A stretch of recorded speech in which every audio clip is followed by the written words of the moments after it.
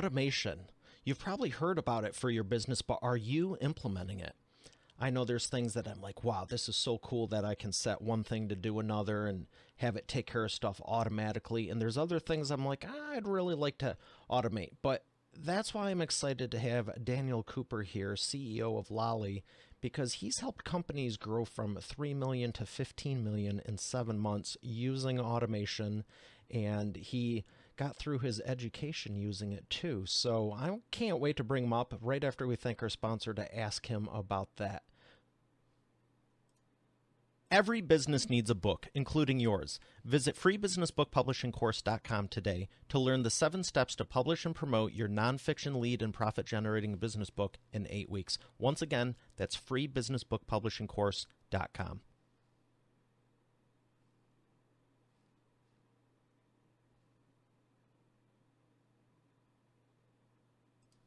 Here he is, ladies and gentlemen, hailing from the UK, Daniel Cooper. Daniel, how are you feeling today? I'm feeling great. Thanks so much for having me. I really appreciate it, Mario. It's a pleasure to be here. Oh, the pleasure is mine. It's amazing what you've done, and I want to learn some things myself and ask questions for Expert Authority World. And my first one is, why would you say automation is so important for business? Sure. So I think in business, there are many, many things that you shouldn't automate. And that's something that is really, really important. So when it comes to things like customer service and having that direct communication with the customer, that's vital. But automating the boring stuff, the repetitive stuff, the stuff that bogs us all down day to day, that's really, really important, because as founders, we can get lost in the daily grind that is business, and actually being able to be freed up from that and look at things from a high level is wonderful. What do you think you should be focusing on instead of the daily grind stuff? Sure. I think that what you should be focusing on is creating systems and processes around your whole team in order to actually grow the business out and be less reliant on you. Most businesses, as they grow, they're concentrating so much on growth, they tend to forget about all the systems and operations behind them. And it's really, really important. Otherwise, you end up building this wonderful prison that earns you lots of money, but you can never escape from. How many hours do you think someone should be working a week? Oh, listen, you're asking the wrong guy here, I think. But I like it. I think, like most founders, I'm working a lot of hours still, right? But I think that really everyone should take into account that putting the grind in and the hours in, after some time, the productivity drops off. So I think there really has to be a limit. For me personally, I'll work half a day on Saturday.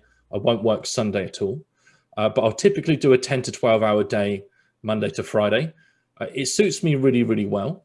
For others, that may be too much or too little. But where I'm lucky enough to automate a lot of the processes, then I'm able to kind of get away with those, I suppose, reduced hours, if you will, for an entrepreneur.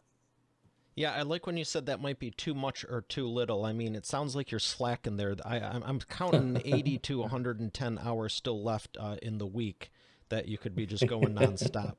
But yeah, I just want to ask that as a baseline, because if someone's working 40 hours, 60, 80, 100, whatever the case may be, Mm-hmm. I think it's safe to well, let me ask you. Let's pretend this is Jeopardy, and I'll phrase it as a question. Um, what is the percentage you think you could be saving by using automation, regardless of what you're working? So if you look to do, Stuart, or if you just purely automation, I would say really in anyone's day-to-day role, there are about 30 to 35% of tasks that can be automated. If you look at a traditional business, which has back office, marketing, sales, you would tend to find about 35% of all of the systems can be automated. And that's a huge saving of time. But the one thing to kind of bear in mind with all of these things that the business owners need to be careful of is Parkinson's law. And for those who haven't heard of Parkinson's law is the effect in which, when we all went to college or university, we were set work we had to do by a certain time period, right? Mm-hmm. I don't know if you found this, Mario, with your work, but it doesn't matter how long you have to do the task. A lot of the time will only become completed just before the end. Now, Parkinson's law dictates that actually, if you were to reduce the time, you'd get it done much quicker out of necessity. I know there's a limit to that type of thing. So you do have to be careful with that when you're automating things. You don't just suddenly just take a lot longer to do the rest of the work you were doing in the first place. Do you think that has to do with the psychological component of it? Yeah, I do think so. I don't think we're all productive 100% of the time. If you asked one of our senior developers here what we see as productive time, so when we're setting our own tasks internally, we'll only set 6.5 hours worth of time per day of tasks to be done, simply because we know that none of the team are productive for 100% of the time for 8 hours straight. It's just impossible. We'd like them to be, but it's just not going to happen. So that's the best place to put it. I think that's the way to go. Do you think there's a difference between, when you say productive, do you mean actually doing tasks and doing things, or does that also count sales calls, meetings, conferences, stuff of that nature? If someone tells you sales calls aren't productive, man, that person is very, very wrong. But yeah, it does include, of course, it includes all of those things, right? Okay. But it's important to time block them and to work these pieces out. I think if you're not time blocking a calendar and working things out, then we all tend to drift and wander off in different directions. This is the wonderful thing about the internet. And God forbid, you in the middle of the working day, you load up Facebook because you had a notification. You suddenly you enter the hole that is Facebook, and then you emerge 3 hours later, realizing half your day's gone. Yeah, one of my favorite things for Facebook is the Facebook newsfeed eradicator. I put that thing on there, I don't even know how many years ago, and it blocks the newsfeed on the desktop. Huh, that's smart. Yeah. So if you did, like, if you message me on there, obviously I want to message you, or but you don't want to get sucked into, oh, there's 58 other things going on, and like you said, you're in the middle of doing something important, and it's like, well, now that's the end of the day, what was I even working on? Because this story and this headline, and someone's practicing their copywriting, so they got your attention with this, and then there was a video playing, and the retargeting of the ads that you were clicking on last week are serving up to you, or probably even I've noticed some of them are so efficient, you can be on the site right now and then browsing, looking at other stuff, and they'll hit you within 30 seconds to a minute. So the whole attention and the discipline, I mean, everyone's vying for your attention. What do you do to stay productive amidst the total chaos that the world is nowadays? Sure. So what I try and do is I block out periods of time which are going to be either light work or deep work. So light work is when you're jumping between tasks. So if I need to be phoning clients, updating them, if I need to jump on a sales call or a meeting, this is what I call light work. Deep work is when you're really trying to focus on something and concentrate. For instance, a good example is your tax return. You need a uninterrupted period of time to concentrate to get this done. That's deep work. So what I will try and tend to do is I will try and tend to beat the clock. So I will try and get to my desk if I can most mornings for 6 a.m. because that allows me to get a good 4 hours of deep work in, really, before anyone really starts to kick into gear and trying to distract me or pull me into the lighter touch stuff. And then I've got the rest of the day to deal with all of that, what I call light work.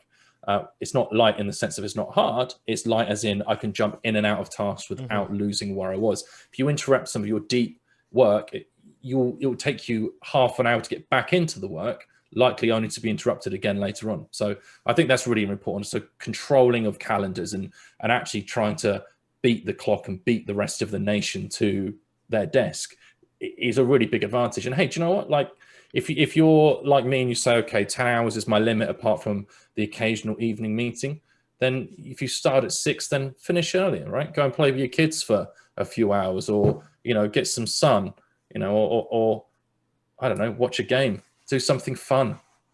Yeah, have that play in there. I know I've noticed, it's interesting, growing up, it's like all you do is play. And I've noticed a lot more business professionals like us, they're all talking about how they're doing corporate retreats just for fun and stuff. And it's like, I agree 100%, but it's also kind of like, who was the one in the last few years that was like, you know what, I'm going to tell all these business people they need to have fun more and charge them for it?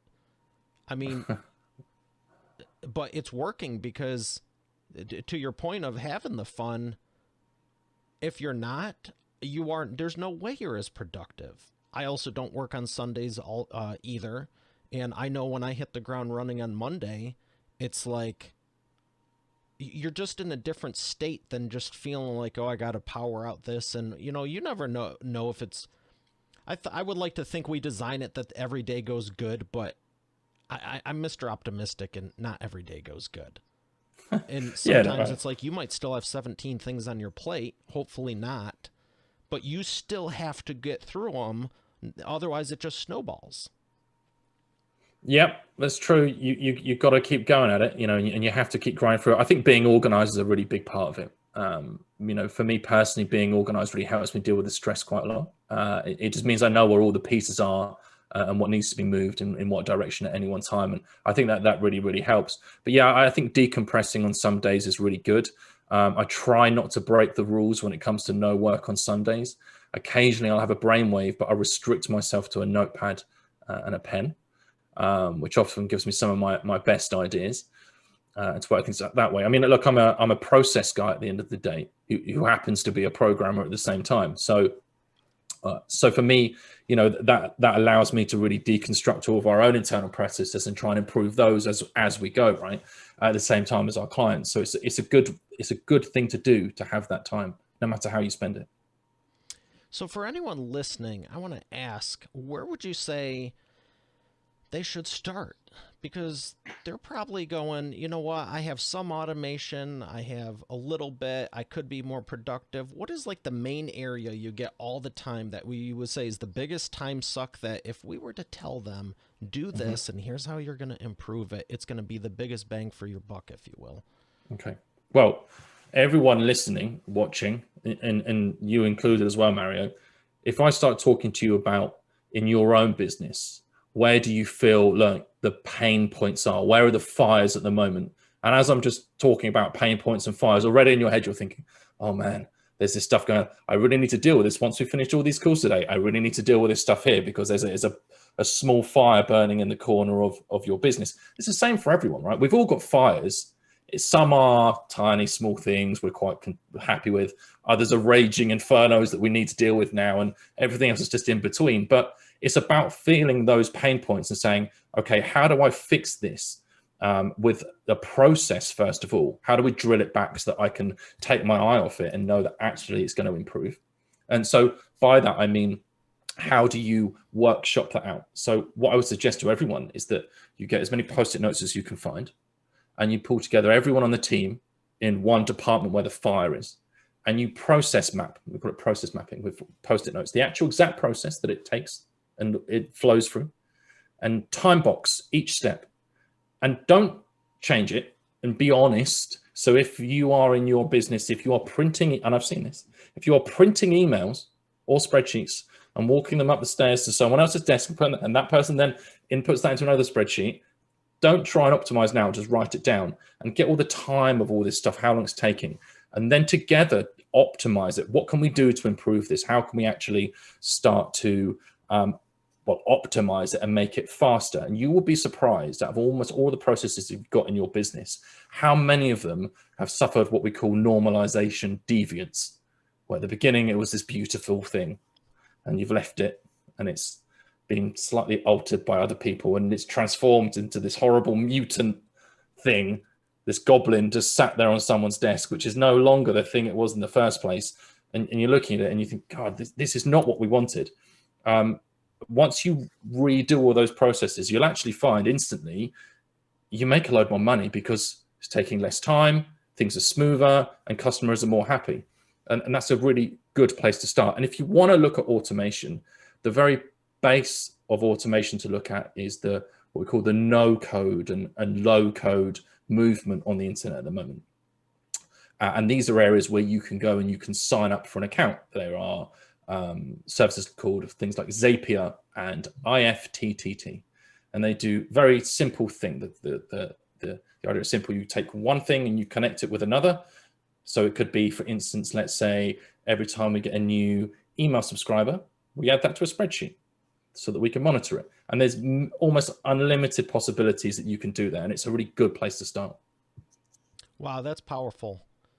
I love the idea with the process mapping that with the post-its, because I was smirking when you said don't try to optimize it, because I was just cringing inside going, someone would get an email, print it out, and then walk it to, like, every single thing you're doing doesn't make sense and you don't need to be doing. But the point isn't to go, how can we improve it? It's to just say, here's what the reality is going on right now.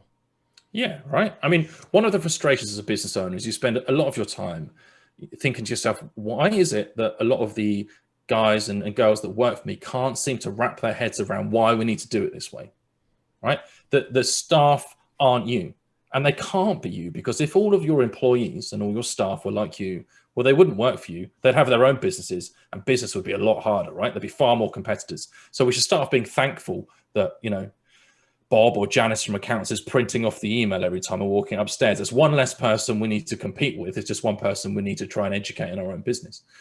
You'd be amazed at how many of these things you do find. And I think that people who are sometimes working these businesses just aren't aware of the wastage they're creating. And they're not doing it out of malice. It's a wholly subconscious thing that they're doing. And they only really realize once you point it out to them, they go, oh, yeah.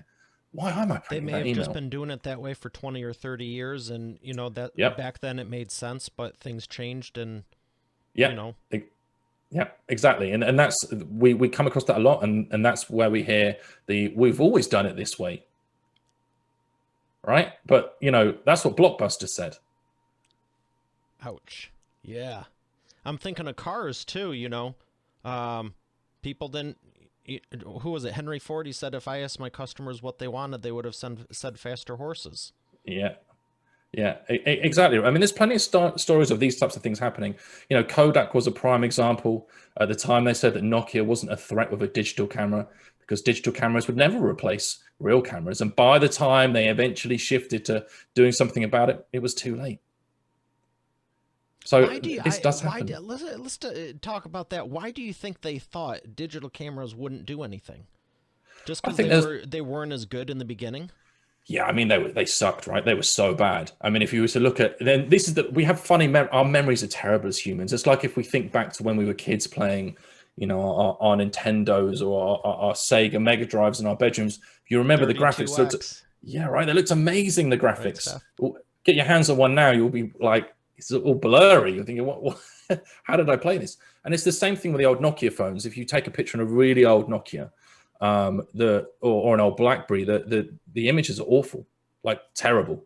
And I think at the time Kodak looked at it and said, well, look, this is ridiculous because these things are taking awful pictures, and look at the quality that we're getting from our they're not digital cameras, but look at the quality you get from them. And it was such a success, right? But when you look at the drop off of sales, it's just incredible how it just quickly turned on them out of nowhere. Yeah, I'm glad you brought that up, because I don't want anyone in the expert authority world turning it into Kodak or Blockbuster. So beyond doing the process mapping, would you say that the next step would be to optimize, or is there something in between before you refine it? Sure. So look, I think if you can optimize your processes, that's something you can do internally. If you really dedicate your time to it, you can do it. And I think that a realistic goal there is you can improve your bottom line by maybe 10, 15%. And for many of us, that's great, right? Who wouldn't want 10 to 15% more profits every year? I mean, I would, right? That's another holiday to the States every year, to come across to Detroit to see you, Mario. That would be great. But, I think that the real, what I call the last mile, and in business and the competitive edge, is the automation, because it's something that the competitors will find very difficult to copy, very difficult to emulate. And your processes are your processes and systems. No one else is doing it exactly the same way. So if you can automate that and work out the very best way to do it, you can then shift all of that time that you were spending in that 30 to 35% of your business's time back toward your customers. What is important you don't do is say, okay, let's just get rid of 35% of the stuff. Yeah, gone. Right? It's money saved, gone. This is a really bad idea, because you will have exactly the same customer service. Of course, you have the automation, but then if a competitor shifts that 35% of the actual company's spend towards customer service, they'll win every single time. Who doesn't want to speak to a human more? Yeah, I actually, I'm not going to say the company, but I called someone just yesterday, and it took 3 different phone calls, all of which were over 5 minutes just to get a hold of someone, because they were like, oh, do you want to know about A, B, or C? And I thought, oh, they're just sending me to the department. No, you're telling them what you need help with so they can send you different links and emails and notifications to the help desk. It's like, I already called the freaking help desk. What? It was so convoluted, and I was just like, they're probably doubling down, spending millions and millions of dollars on advertising to get new customers. And it's like, how about not irritate the ones you have who have been with you for 17 years? Yeah, plus. Yeah, absolutely. If you churn your clients out, you're just making your life much, much harder. If you can increase the LTV of your clients, you're going to win. Again, it's just that simple. If we can make excellent customer service in everything we do, it's really hard to beat that. Really hard. So with talking about automation and customers, what percentage of sales do you feel should be automated?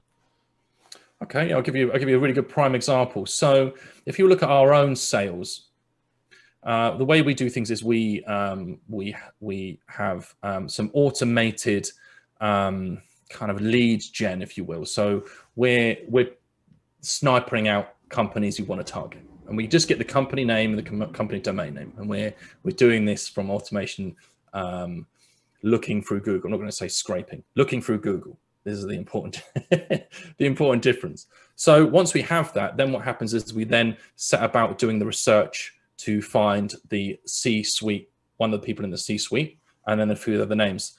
What we do then is that's when our automation kicks in, and we automate actually the digging out of all those emails automatically. So we can do that with automation.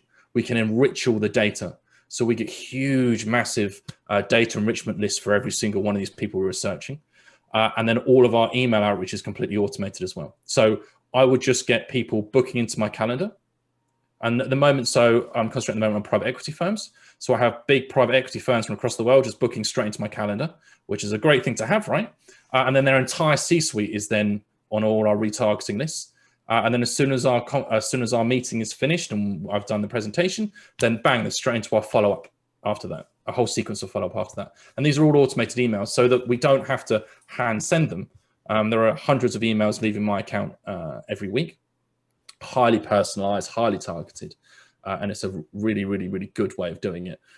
And then from there, if we're getting people to the point where they're saying, right, look, let's do some business, we can then start to automate our sending of NDAs, and then we automate sending out contracts and sign-offs. So it's just a click of a button and it all just ravels and sends, which is much, much quicker than where we started. But the really important thing here is, I should say, is that it took the I suppose the kind of the grunt work to figure all those things out. What are we sending? Why are we sending it? How are we going to send it? To then understand what we should be automating. If we started off trying to automate it from the very get-go, it would have been a disaster, because you don't know what you need to automate. You don't know what works yet, right? Yeah, and that's why I loved what you were talking about with the process mapping, because, if I ask you about Zapier, is that what you're using to do a lot of this? Or I'm sure it's a combination of a lot of different things, but I love Zapier also. Yeah, I think it's great. I think it depends what's good for our clients, right? So for us internally, everything we do is custom development. So we have a whole team of engineers and developers who work for us. I'm a computer programmer myself, so a lot of the automation, when it needs to be done and I want to get it done quick and dirty, I'll just do it myself. Rather than bothering the guys, I'll just quickly do it if it's something that's just for me personally, for my own role.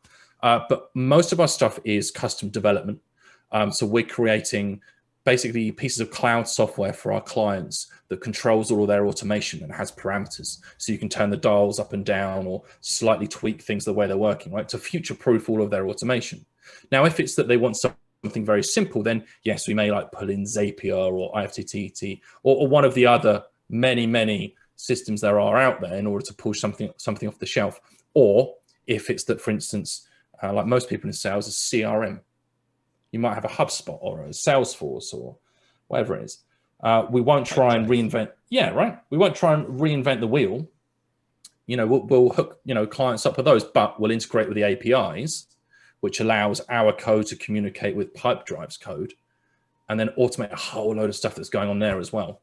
And that's really our focus for our clients, is leveraging the stuff that's off the shelf, but using custom code to automate all of the processes within that. I mean, it's, you're taking Pipedrive and you're injecting steroids into it. Yeah, that's a lot of fun, because there's a lot of stuff off the shelf, but I developed software to build WordPress websites automatically. I am not a programmer. I have a great team, but it was the same thing. I was like, this just seems so repetitive, and this was over a decade ago, and it was just like, if there's one thing you should be able to automate a little bit more, it's a freaking website. The whole thing is code. You know what I mean? Sometimes especially with sales, obviously you need to get involved at some point in the process, but when you're dealing with apps and, websites and stuff that literally its home is online, you have to map it out first, because like you're saying, if you don't know what you do, not only can you not visualize if it's the best way, but you might be doing something wrong thinking it's something good, because I've always asked myself, will this work times 100, times 1,000, times 10,000? The post-its for process mapping, great idea. Post-its for being your sales CRM might work for, I think I got to 16 or 18 of my first clients over a decade ago. But when you start going into the 20, 30, 50, 100, post-its don't work. Yeah. It just falls down each time. Yeah, absolutely. Points with all this. So I love that you're taking the big picture, and you said the word future-proof in there, because, how can you do this now so that way a decade from now it's still working? Yeah, right. And I think also, we're, as business owners, and I'm guilty of this as well, that, we search for the perfect software solution to our problem every time.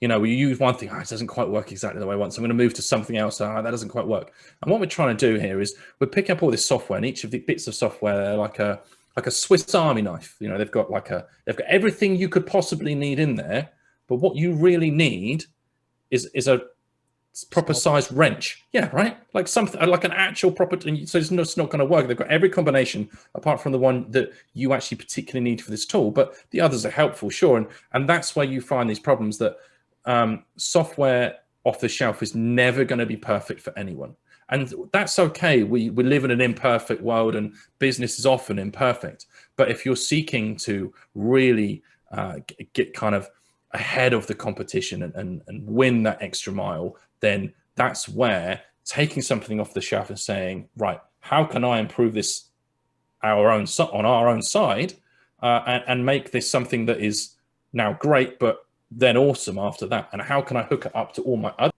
sew this into this, and just make things sing? That's what we want to have your business sing. I want to ask you about the transformations that you've been able to give your clients. I had talked about the one where you took them from 3 to 15 million in 7 months earlier on. Is that your biggest transformation and success story? One of. I think that was one of the. That was it. That was one of the stressful ones. I think one of the other really big ones that we've had is that we have a company who we work with who manufacture glasses, so spectacle glasses.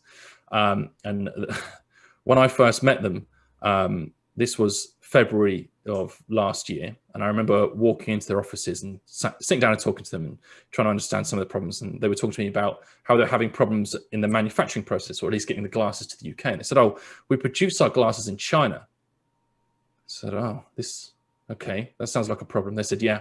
I said, "Where in China are you producing these glasses?" They said, "Wuhan." I said, "Okay, this is a problem," which was a problem because they couldn't get the glasses out. And then if anyone who's in supply chain or shipment knows that suddenly everything went crazy. So we've had shipments just waiting in Singapore for ages, or here or there, or then Brexit happens, and then obviously COVID arrives to Europe and the States, and then we end up again having issues in different ports. At the same time, this company then got involved with Amazon, and Amazon really liked what they did and started putting in some big orders. So this is a company that we work with really heavily to automate a lot of the systems, to automate a lot of the ordering and the control of stock and the prediction of what Amazon were going to be taking from them, to quadruple their business in 9 months, which has been an insane ride, I think, for both them and us, trying to kind of keep all the plates spinning whilst Amazon are putting bigger and bigger orders in. And it's fantastic for them. But there's many examples of that, and a lot of these business owners that we meet, they are so busy growing that they haven't got the time to deal with these fires, and they need a team just to deal with the fire, and that's where we come in. Well, that's probably one of the most impactful stories I've heard. Just I can't even fathom. I've had stuff held up, but nowhere's near on that scale, and I know what an inconvenience it is, but that's just like, good for you for finding a solution for them.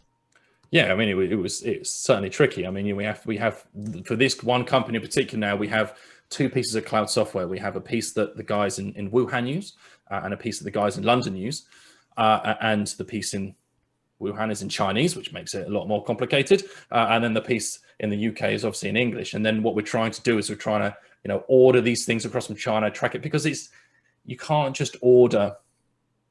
I mean, put it this way. I mean, they have almost 30,000 different SKUs. That's a lot of different things. Big shopping cart.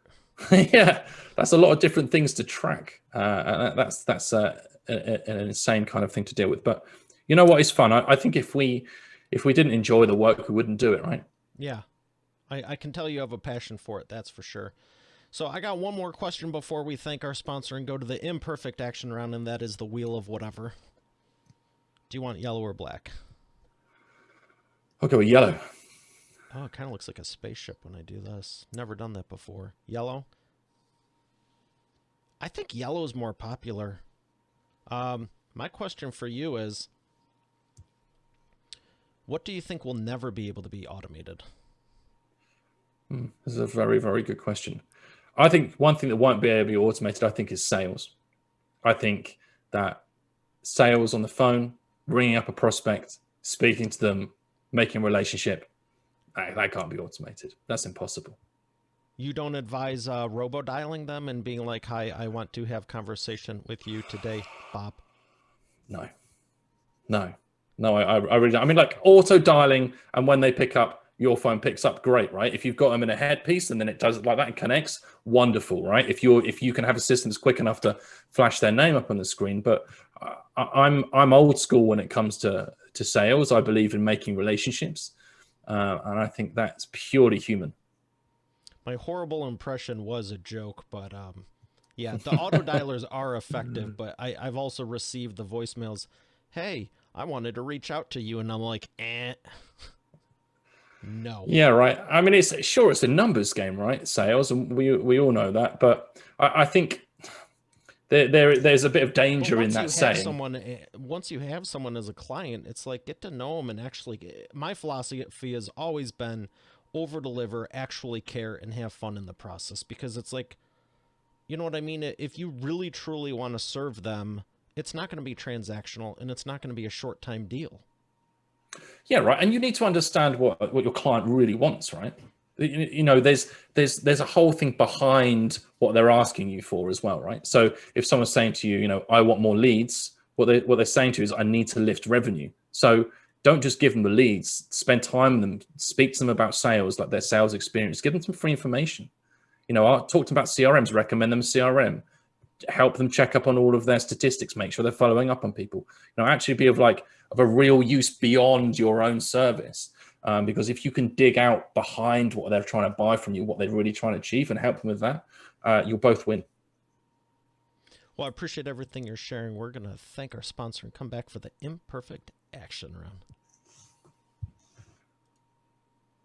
Every business needs a book, including yours. Visit freebusinessbookpublishingcourse.com today to learn the 7 steps to publish and promote your nonfiction lead and profit-generating business book in 8 weeks. Once again, that's freebusinessbookpublishingcourse.com.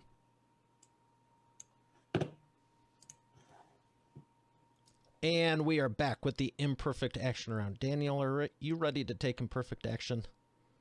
I'm ready. First question for you is, what is the fastest path to the cash? Fastest path to cash, I believe, is concentrating on sales, on outreach, both email outreach and phone outreach, every single time. Excellent. Number 2, what is the biggest problem you see your prospects making and the fastest way for them to fix it? I think the biggest problem I see them make is trying to move so fast that they think, the process doesn't matter. Don't worry about it. I'll just teach this one guy how to do this one thing and then it's solved.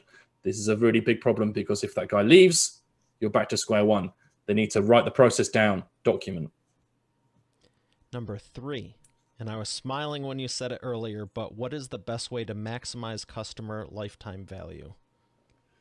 The best way to maximize customer lifetime value is to create a relationship with your client, get to know them, and genuinely care about the service you provide and the results they get.